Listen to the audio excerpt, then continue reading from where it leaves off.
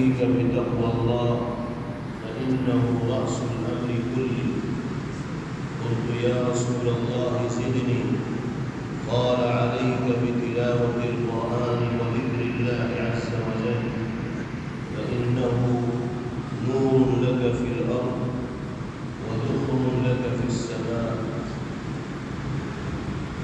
إلى آخر الحديث. سیدنا حضرت ابو ذر غفاری رضی اللہ تعالی عنہ ارشاد فرماتے ہیں کہ میں نبی کریم علیہ السلام کی خدمت طیبہ میں حاضر ہوا اور میں نے عرض کیا کہ یا رسول اللہ مجھے کچھ نصیحت فرما دیجیے تاکہ آپ کی ہدایت پر عمل کرنے کی بدولت دنیا میں بھی عزت و عافیت میرا مقدر بنے اور آخرت میں بھی سعادت و کامیابی اور نجات میرے حصے میں آئے۔ جناب رسول اللہ صلی اللہ تعالی علیہ وسلم کے پاس وہ نصیحتوں کا ذخیرہ تھا۔ آپ نے فوراً ان کی درخواست کو قبول فرمایا اور نصیحت فرمائی، ارشاد فرمایا اوصیک بتقوی اللہ فإنہ رأس الأمر کلہ۔ میں اس بات کی تاکید کرتا ہوں اور نصیحت کرتا ہوں کہ اپنے سینے میں وہ دل پیدا کرو جو اللہ کے خوف اور مالک کی خشیت سے معمور ہو اور بھرا ہوا ہو، تقوی کی صفت سے متصف ہو کر زندگی گزارو، اس لیے کہ تمام کے تمام امور کی بنیاد یہی ہے۔ جب تک خوف خدا نہیں ہوگا، خشیت الہی نہیں ہوگی، اللہ کی بارگاہ میں حاضری کا احساس اور جواب دہی کے حوالے سے انسان فکر مند نہیں ہوگا، اس وقت تک اس کی زندگی نہ دنیاوی اعتبار سے کامیابی کی راہوں پہ آ سکتی ہے اور نہ اخروی اعتبار سے سعادت و سرخروئی اور نجات کے راستوں کو اپنا سکتی۔ اس لیے پہلی ہدایت پیغمبر علیہ السلام نے تقوی سے متعلق کی، اور تقوی کی سب سے اہم بنیاد یہ ہے کہ انسان گناہوں سے بچ کر زندگی گزارنے والا، دن میں روزے رکھنے اور راتوں میں عبادت کے اہتمام کرنے کا نام تقوی نہیں ہے۔ اصل تقوی یہ ہے کہ انسان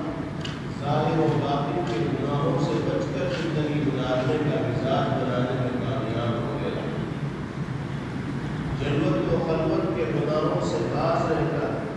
زندگی گزارنے کا عادی بن گیا ہو، یہ اصل معیار ہے تقوی۔ اللہ تعالیٰ ہم سب کو اسی صفت سے متصف ہو کر زندگی گزارنے کی توفیق نصیب فرمائے۔ حضرت ابو ذر رضی اللہ عنہ فرماتے ہیں کہ میں نے عرض کیا کہ یا رسول اللہ زدنی، کہ اللہ کے رسول کچھ اور اضافہ فرما دیجیے۔ تقوی سے متعلق جو نصیحت و تاکید آپ نے فرمائی ہے اس کو ہم اپنے پلے باندھیں گے اور مضبوطی کے ساتھ اس پر عمل کرنے کی فکر و کوشش کریں گے، لیکن اس کے ساتھ ساتھ کچھ اور نصیحت فرما دیں۔ تو جناب رسول اللہ صلی اللہ علیہ وسلم نے ارشاد فرمایا علیک بتلاوۃ القرآن وذکر اللہ عز وجل۔ اللہ کے پاک کلام قرآن کریم کی تلاوت کا معمول بناؤ اور اللہ کے ذکر سے سرشار زبان پیدا کرنے کی اور بنانے کی کوشش کرو، اس لیے کہ اللہ کے پاک کلام کی تلاوت دنیا میں بھی انسان کے لیے نور اور روشنی کا باعث و ذریعہ ہے، اور آخرت میں بھی کلام الہی کی تلاوت اور ذکر الہی ذخیرے کے طور پر انسان کے کام آئے۔ اللہ نے اپنے کرم و فضل سے ہم سب کو اپنے پاک کلام پر ایمان لانے کی توفیق بخشی ہے، قرآن کی حقانیت و صداقت کا اعتراف کرنے کا موقع اور توفیق اللہ رب العزت والجلال نے ہم سب کو میسر فرمایا ہے۔ ہماری یہ ذمہ داری ہے کہ ہم قرآن پاک کے جملہ حقوق کی ادائیگی کا اہتمام کرنے والے ہیں۔ سب سے پہلا حق یہ ہے کہ قرآن پاک کو صحیح طور پر پڑھنے کی کوشش کی جائے، بڑے ہوں یا چھوٹے، مرد ہو یا عورت، ایمان کی شمع جن کے دلوں کے اندر روشن ہے وہ اگر قرآن پاک صحیح طور پر نہیں پڑھیں گے تو پھر دنیا کی کون سی قوم اللہ کے کلام کی تلاوت کا حق ادا کرنے کی کوشش کرے گی؟ یہ ہماری اور آپ کی بھی ذمہ داری ہے کہ ہم خود بھی قرآن پاک صحیح طور پر پڑھنے کا سلیقہ جاننے والے ہوں، اپنے بچوں کو بھی تلاوت کلام اللہ کو صحیح انداز میں پیش کرنے کا ملکہ ان کے اندر پیدا کرنے والے ہوں۔ یہ فکر ہر ایمان والے مرد اور ہر ایمان والی عورت کے دل کے اندر ہونی چاہیے۔ اللہ ہمیں معاف فرمائے، ہم قرآن پاک سے محبت کا دعویٰ کرتے ہیں، قرآن کی حقانیت و صداقت پر ایمان لانے کے نعرے بھی بلند کرتے ہیں، لیکن عملی اعتبار سے قرآن حقوق کی ادائیگی میں کوتاہی ہماری زندگی کے اندر دکھائی دیتی۔ اتنی بڑی تعداد ایسے بھائیوں بہنوں کی ہے جو قرآن پاک صحیح طور پر پڑھنا جانتے نہیں، اور افسوس اس پر ہے کہ انہیں اس کا احساس بھی نہیں کہ ہمیں قرآن پاک صحیح طور پر پڑھنا نہیں آتا تو ہمیں صحیح طور پر پڑھنے کا سلیقہ سیکھنا چاہیے، اور اس کے لیے وقت فارغ کرنے کو بھی تیار نہیں، میدان میں آ کر کلام الہی کی تلاوت کا سلیقہ جاننے کو بھی تیار نہیں۔ اس چیز کو اہمیت ہی ان کی زندگی کے اندر نہیں دی جا رہی، حالانکہ اللہ کی بارگاہ میں انسان کی حاضری اور پیشی ہوگی تو جہاں دیگر فرائض واجبات کی ادائیگی کے سلسلے میں اللہ کے یہاں سوال ہوگا، وہیں قرآن پاک کے حقوق کی ادائیگی کے سلسلے میں بھی سوال ہوگا۔ اور اگر قرآن مقدس سے غافل ہو کر انسان اس دنیا کے اندر زندگی گزارے گا تو روز محشر اللہ کے کلام کو اپنے خلاف گواہی کے طور پر پیش ہوتا ہوا انسان دیکھے گا۔ اللہ تعالیٰ اس مرحلے سے ہم سب کی حفاظت فرمائے۔ کلام الہی جس کے خلاف گواہی دے گا اس کو پھر سر چھپانے کے لیے جگہ نہیں ملے گی۔ جناب رسول اللہ صلی اللہ علیہ وسلم ارشاد فرماتے ہیں کہ یہ قرآن تمہارے حق میں بھی سفارش کرنے والا ہو سکتا ہے اور تمہارے خلاف گواہی دینے والا بھی ہو سکتا ہے۔ اگر تم قرآن کے حقوق کو ادا کرو گے تو یہ تمہارا شفیع اور سفارشی بنے گا، تمہارا مونس و غمخوار ہوگا۔ دنیا میں بھی قرآن کے حقوق کی ادائیگی اور قرآن پاک سے سچی محبت انسان کی عزت میں چار چاند لگنے کا سبب و ذریعہ ہوگی۔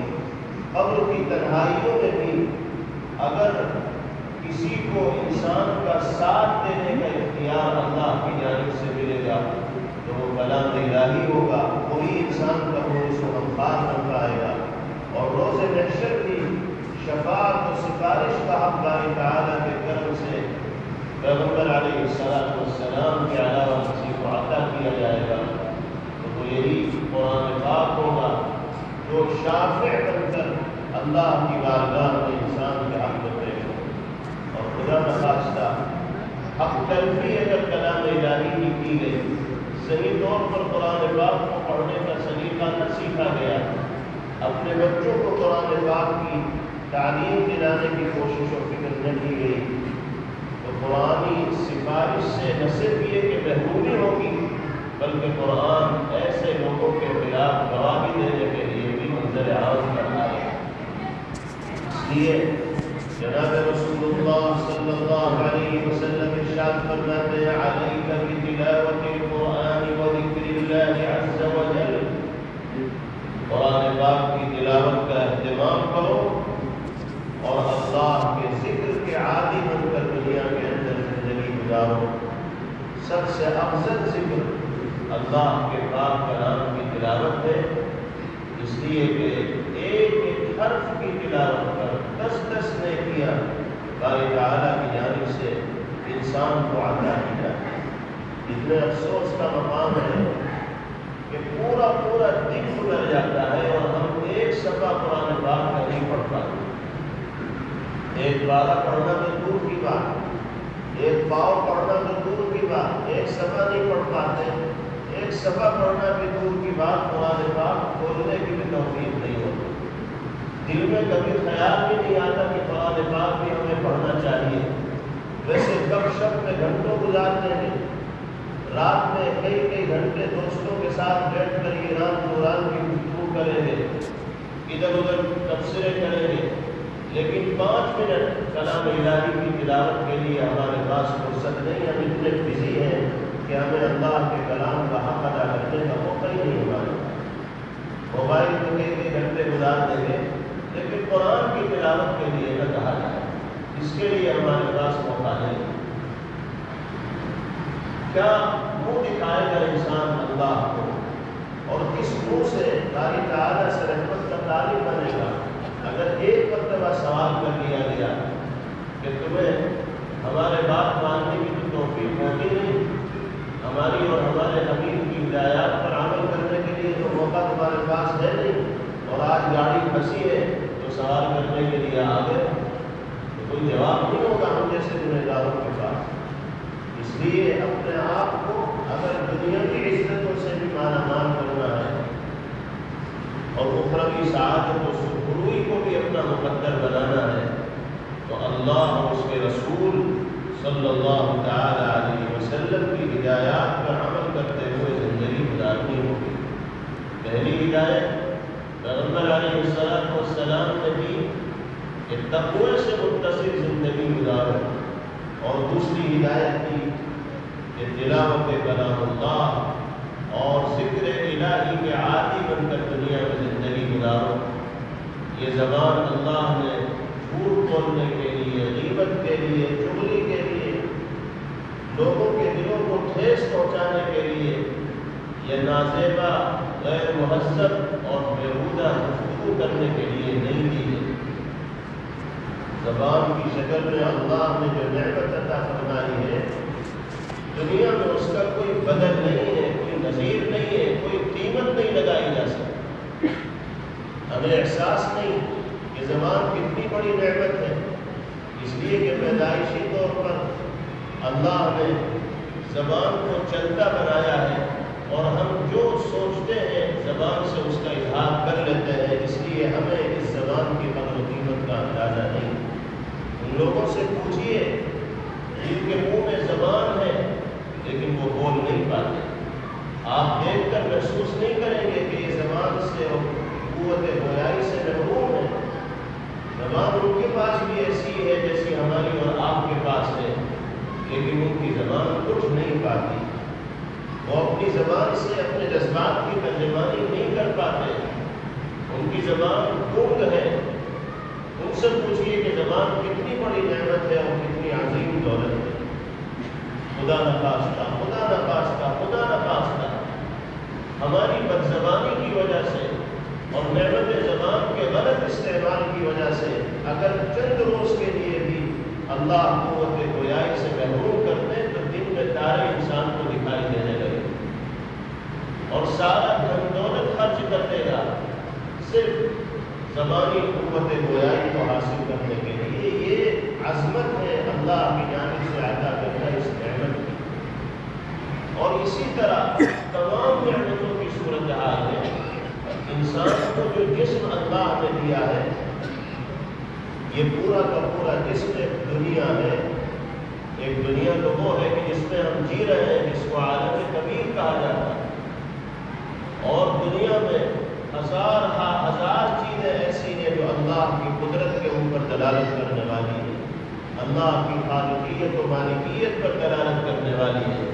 اور ایک عالم صغیر ہے، چھوٹی دنیا ہے جو ہر انسان کا جسم ہے، جسم انسانی بھی چھوٹی دنیا کی حیثیت رکھتا ہے، اس لیے کہ اللہ نے ہر انسان کے جسم میں ایسی ایسی چیزیں پیدا کر رکھی ہیں، ایسے ایسے ہنر سے انسان کے جسم کو اللہ نے مالا مال کر رکھا ہے، ایسے ایسے اعضاء اس کو عطا کر رکھے ہیں کہ اگر انسان اپنے جسم کے کسی ایک عضو کی بھی حقیقت پر غور کرے گا تو وہ اللہ کی قدرت پر ایمان لانے والا اور اللہ کی خالقیت و مالکیت کو تسلیم کرنے والا بن جائے۔ آنکھ ہے، زبان ہے، کان ہے، جسم کے دیگر اعضاء ہیں، دل ہے، دماغ ہے، کیسی نازک کاریگری دماغ میں اللہ کی طرف سے کی جاتی ہے، کتنی ہزار چھوٹی چھوٹی رگیں ہوتی ہیں دماغ میں جن کے ذریعے اللہ زندگی کے پورے سسٹم کو اور نظام کو چلا رہے ہیں۔ معمولی سی رگ میں بھی اگر ذرا سا خون جم جاتا ہے تو انسان کی زندگی زیر و زبر ہو جاتی ہے، سوچنے سمجھنے کی صلاحیت ختم ہونے لگتی ہے، دیکھنے بولنے کی صلاحیت ختم ہونے لگتی ہے۔ زبان کو بھی اللہ نے دماغ سے جوڑا، نگاہوں کو بھی اللہ نے دماغ سے جوڑا، کان کو بھی اللہ نے دماغ سے جوڑا۔ اگر دماغ کی کسی رگ میں ذرا سی بھی کمزوری آئے گی تو اس کا اثر انسان کی زبان پہ بھی پڑے گا، نگاہوں پہ بھی پڑے گا، قوت سماعت پر بھی پڑے گا، دل کے اوپر بھی پڑے گا، سوچنے سمجھنے کی صلاحیت کے اوپر بھی پڑے گا۔ کس کے بارے میں غور کریں گے؟ اللہ فرماتے ہیں قرآن پاک میں وَفِي أَنفُسِكُمْ أَفَلَا تُبْصِرُونَ۔ کبھی اپنے آپ نے غور کیا،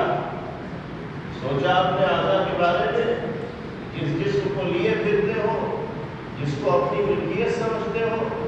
جس پر اپنی حکومت چلاتے ہو، جانتے ہو یہ جسم تمہیں کس نے عطا کیا ہے اور کتنی کاریگری سے جسم بنایا گیا ہے؟ کبھی اس مالک کا حق ادا کرنے کی بھی تمہیں توفیق ہوتی ہے؟ تم نے تو جسم کو اپنی ملکیت سمجھ کر منمانے انداز میں استعمال کرنے کی عادت بنا لی ہے۔ یاد رکھو یہ جسم تمہیں عاریت پر دیا گیا ہے، مالک اس کا کوئی اور ہے، اور وہ دن دور نہیں جب مالک کی بارگاہ میں تم حاضر ہوگے اور اپنے جسم کی کارگزاری کے سلسلے میں تمہیں جواب دہ ہوگا۔ ہم اگر یہ چاہتے ہیں کہ جو چاہے سنیں، قوت سماعت ہماری ہے، کان ہمارے ہیں، کون ہوتا ہے جو ہمیں الٹی سیدھی باتیں سننے سے روکنے پر مجبور کرتا ہے؟ اگر ہم یہ سمجھ رہے ہیں تو ہماری غلط فہمی ہے۔ اللہ نے کان دیے ہیں، صحیح باتیں سننے کے لیے کان دیے ہیں، جن باتوں کو سننے سے منع کیا گیا وہ اگر سنیں گے تو اللہ کے یہاں جواب نہیں مشکل ہوگی۔ زبان دی ہے صحیح باتوں کو بولنے کے لیے، آنکھیں دی ہیں صحیح باتوں کو سننے کے لیے، دیکھنے کے لیے۔ ہر عضو کے عمل کے بارے میں اللہ کے یہاں سوال ہوگا۔ گانے بجانے سے ایسی دلچسپی ہے بعض لوگوں کی کہ بغیر گانے بجانے کے چین ان کو نہیں ملتا، اور یہ کئی سالوں سے عجیب وبا دیکھنے میں آئی ہے کہ جو 15 اگست قریب آتا ہے تو مختلف گھروں سے گانے بجانے کی آوازیں آنے لگتی ہیں اور کئی گھنٹے ڈیڑھ بجتے ہیں یا گانے بجانے ہوتے رہتے ہیں۔ کسی کو اگر سمجھایا جائے تو کہتے ہیں کہ وہ تو راشٹر گیت چل رہا ہے اور دیش پریب کے جو گانے ہیں وہ چل رہے ہیں، صرف شیطان کے بہلانے والی اور پھسلانے والی اور بہکانے والی چیز ہے۔ دیش پریب کے گیت ہوں یا حب وطن سے متعلق ترانے ہوں، بغیر میوزک کے بھی ان کو سنا اور سنایا جا سکتا ہے، لیکن جس انداز میں یہ چیزیں آج کل گھروں کے اندر چلنے لگی ہیں یہ اللہ کے غضب اور غصے کو دعوت دینے والی، اس لیے اس کا خیال رکھا جائے۔ عام حالات میں بھی ہر طرح کے گانے بجانے سے بچنا ہے، اور خاص مواقع پر بھی اس طرح کی چیزیں جو رائج ہو جاتی ہیں ان سے اپنے سماجی معاشرے کو گھر بار کو بچانے کی ضرورت ہے۔ بعض گھروں میں 15 اگست میں پورے دن صبح سے لے کر شام تک گانے بجتے رہتے ہیں کہ بھائی خوشی کا اظہار ہو رہا ہے، تو خوشی کے اظہار میں بھی وہ طریقہ اختیار کیا جائے جو اللہ کے غصے کو دعوت دینے والا ہے۔ کیا یہی اظہار خوشی ہے کہ وہ عمل کرو کہ جس سے اللہ اور ناراض ہو؟ خوشی کا اظہار ہے تو قرآن کی تلاوت کرو، دوستوں کو جمع کرو اور کہو کہ بھائی ایک پارہ تم پڑھو، ایک پارہ تم پڑھو، ایک پارہ تم پڑھو، ہم پڑھیں گے تم سننا، تم پڑھو گے ہم سننا۔ یہ بھی تو اظہار خوشی کا طریقہ ہو سکتا ہے۔ یہ کون سا طریقہ ہے کہ گانے بجانے ہوں اور کہا جائے کہ خوشی کا اظہار کیا جا رہا اور اتنی آواز ہو کہ پڑوسی پریشان ہو جائیں، بیمار پریشان ہو جائیں، اور تھوڑے وقت کے لیے بھی نہ ہو، گھنٹوں کے لیے اس طرح کی حرکتیں کی جا رہی ہیں، یہ تو سراسر حق دھرمی ہے اور اللہ کے غیظ و غضب اور غصے کو دعوت دینے والے اعمال ہیں۔ یہ جسم اللہ نے ہمیں دنیا میں ضرور عطا فرمایا ہے، دیکھنے میں ہم اس جسم کے مالک لگتے ہیں، لیکن حقیقت میں اس کے مالک اللہ رب العزت کی ذات ہے۔ اس لیے ہمیں اپنے ہر عمل کے سلسلے میں جواب دہ ہونا پڑے گا۔ اللہ ہم سب کو اپنی زندگی کے تمام لمحات باری تعالیٰ کی مرضی اور منشا کے مطابق گزارنے کی توفیق عطا فرمائے۔ سیدنا حضرت ابو ذر غفاری رضی اللہ عنہ فرماتے ہیں کہ میں نے عرض کیا کہ یا رسول اللہ زدنی، اے اللہ کے رسول کچھ اور نصیحت فرمائیے۔ آپ نے 2 باتیں ارشاد فرمائی کہ ان پر عمل کروں گا، تقوی سے متصف زندگی بھی گزاروں گا، تلاوت کلام اللہ اور ذکر الہی کا اہتمام بھی کروں گا، مزید کچھ نصیحت فرما دی۔ تو جناب رسول اللہ صلی اللہ علیہ وسلم نے ارشاد فرمایا علیک بالصلاۃ فإنہ عماد الدین، فرمایا کہ نماز کی پابندی رکھو، 24 گھنٹے میں 5 مرتبہ اللہ کی بارگاہ میں حاضر ہونا اپنے لیے یقینی جانو، اس لیے کہ دین کا ستون نماز ہے۔ دین کی جو پوری عمارت ہے وہ نماز کی پابندی کے اوپر کھڑی ہوئی ہے۔ من اقامها فقد اقام الدین ومن ضیعها فقد ضیع الدین، جس نے نماز کی پابندی کا اہتمام کیا اس نے دین کی عمارت کو مضبوطی عطا کی، اور جس نے نماز کی ادائیگی میں سستی، غفلت اور لاپرواہی برتی اس نے دین کی عمارت کو کمزور کیا، اور اگر برابر اس سستی کا مظاہرہ کرے گا تو وہ اپنے دین کی عمارت کو منہدم کرنے والا ہو۔ من ہدمها فقد ہدم الدین، جو نماز کو منہدم کر دے گا، نماز کو چھوڑ دے گا، وہ دین کو منہدم کرنے والا اور دین کی عمارت کو گرانے والا ہوگا۔ یہ اہمیت ہے شریعت اسلامیہ میں نماز جیسے اہم فریضے کی۔ حضور پاک علیہ السلام نے فرمایا کہ اس کا اہتمام کرو، اس لیے کہ دین کا ستون ہے۔ صحابہ کرام رضوان اللہ علیہم اجمعین کی تربیت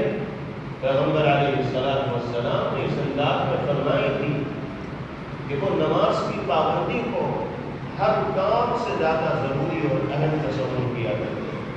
سیدنا حضرت عمر فاروق رضی اللہ تعالیٰ عنہ کے سلسلے میں آتا ہے کہ کسی ضرورت کے تحت اپنے کھجور کے باغ میں تشریف لے گئے، وہاں کچھ دیر لگ گئی، باغ سے واپسی ہوئی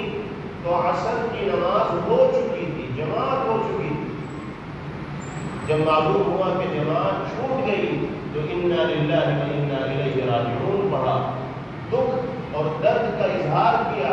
اور وہاں موجود اپنے ساتھیوں کو مخاطب کر کے کہا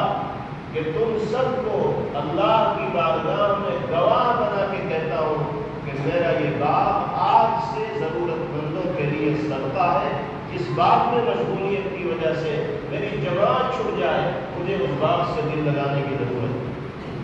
پورا کا پورا باغ صدقہ کر دیں تاکہ جماعت چھوٹنے کی جو غلطی ہوئی ہے کسی درجے میں اس کی تلافی ہو جائے، اتنے عظیم صدقے کو اللہ کی بارگاہ میں پیش کرنے کی وجہ سے۔ آپ اندازہ لگائیے کہ کیا جذبہ ہوگا محض جماعت میں شرکت کے حوالے سے حضرت عمر رضی اللہ عنہ۔ اور آج ہماری نمازوں پہ نمازیں قضا ہو جاتی ہیں اور دل پر ذرا سا بھی خیال نہیں گزرتا کہ ہم سے جرم کا ارتکاب ہو گیا، ہم نے بدعملی کی، ہم تو دھڑلے کے ساتھ نمازیں چھوڑتے ہیں، ہمیں پتہ رہتا ہے کہ نماز قضا ہو رہی ہے، پھر بھی ہمیں نماز پڑھنے کی توفیق نہیں ہوتی۔ 1 2 نہیں، 10 20 نہیں، 100 200 نہیں، بلکہ ہزاروں اور لاکھوں کی تعداد میں مسلمان ایسے ہیں کہ جن کی نمازوں میں نمازیں قضا ہوتی ہیں اور ان کو احساس تک نہیں ہوتا کہ ہم سے جرم ہو رہا۔ اور پھر جب مسائل آتے ہیں، پریشانیاں آتی ہیں، زندگی کے گرد گھیرا تنگ ہوتا ہے تو شکوے شکایت ہوتے ہیں، دنیا جہاں کے فسادے ہوتے ہیں کہ اس نے ہمارا یہ کر دیا، اس نے وہ کر دیا۔ جب ہم اپنی ذمہ داری نہیں ادا کریں گے تو ہمیں دوسروں سے بھی یہ توقع نہ کی جانی چاہیے کہ وہ اپنی ذمہ داری ادا کریں۔ ہم اللہ کا حق ادا کرنے کے لیے تیار نہیں،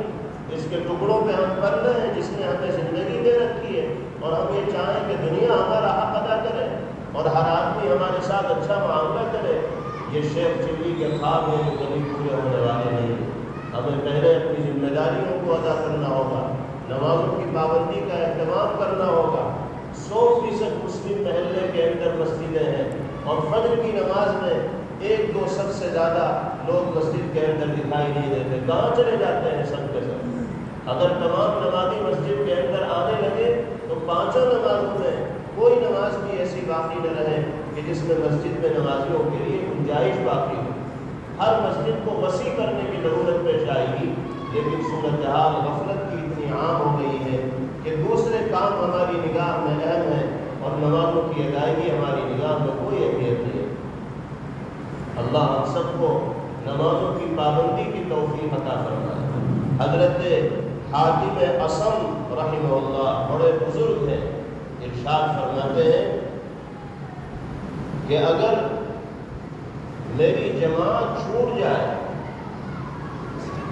تو کوئی مجھ سے پوچھنے کے لیے نہیں آئے گا کہ نماز آپ کی کیوں چھوٹ گئی، اور اگر میرے بچے کا انتقال ہو جائے تو 10,000 لوگ میرے پاس تعزیت کے لیے آئیں گے، میرا غم ہلکا کرنے کے لیے آئیں گے، حالانکہ میری نگاہ میں میرے بچے کے دنیا سے چلے جانے سے زیادہ غم اور رنج کی بات یہ ہے کہ میری نماز چھوٹ جائے۔ مجھے نماز چھوٹنے پر جتنی تکلیف ہوگی، بچے کی دنیا سے چلے جانے پر اتنی تکلیف نہیں ہوگی۔ دنیا والوں کی صورتحال یہ ہے کہ بچہ اگر دنیا سے جائے گا تو مجھ سے تعزیت کے لیے لوگوں کا تانتا بن جائے گا، اور نماز چھوٹے گی تو کوئی پوچھنے کے لیے بھی نہیں آئے گا کہ آپ آج مسجد میں کیوں نہ آ سکے۔ وجہ اس کی یہ ہے کہ دنیاوی نقصان کی اہمیت زیادہ ہے اور دینی نقصان کی کوئی اہمیت نہیں۔ نماز کا چھوٹنا دینی نقصان ہے اور بچے کا جانا دنیاوی نقصان ہے، اس کی تو اہمیت ہے لیکن دینی نقصان کی اہمیت نہیں ہے۔ میرے بھائیوں، مزاج کو بدلنے کی ضرورت ہے۔ اگر ہم اپنے آپ کو شریعت و سنت کے تقاضوں پر عمل کرنے کا عادی بنائیں گے تو اللہ کی نصرت و مدد ہمارے شامل حال ہوگی، اور حالات کی سنگینی کے بادل چھٹتے چلے جائیں گے۔ مالک الملک تو وہ ہیں، سب کا سب انہی کے قبضے قدرت میں ہے۔ ہم جب ان کے حق کو ادا کریں گے تو اللہ پھر ہمارے لیے دنیا میں بھی عافیت کے فیصلے فرمائیں گے اور آخرت میں بھی سرخروئی ہمارا مقدر بنے گی۔ اللہ تعالی ہم سب کو ان نبوی ہدایات پر عمل کرنے کی توفیق نصیب فرمائے۔ وآخر دعوانا